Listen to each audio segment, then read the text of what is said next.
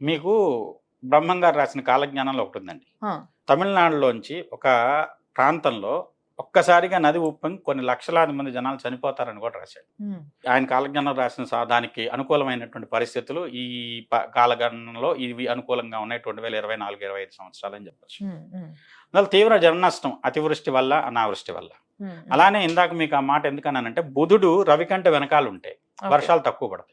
ఆహా, బుధుడు రవి కంటే ముందుకు వెళ్తే పూర్వ శుక్రుడు అంటాం. ఆ, రవి కంటే ముందు డిగ్రీల్లో, రవి కంటే ముందు రాశుల్లో కానివ్వండి, ఉమ్, బుధుడు శుక్రుడు ఇద్దరు ఉండేటువంటి పరిస్థితి అక్టోబర్లో నవంబర్లో ఉన్నది మనకి. ఓకే. అంటే అప్పుడు ఇంకా అప్పటికి తీవ్రమైన వర్షపాతం లేదంటే ఎక్కువ వర్షపాతం నమోదవడానికి కూడా అవకాశం ఉంది.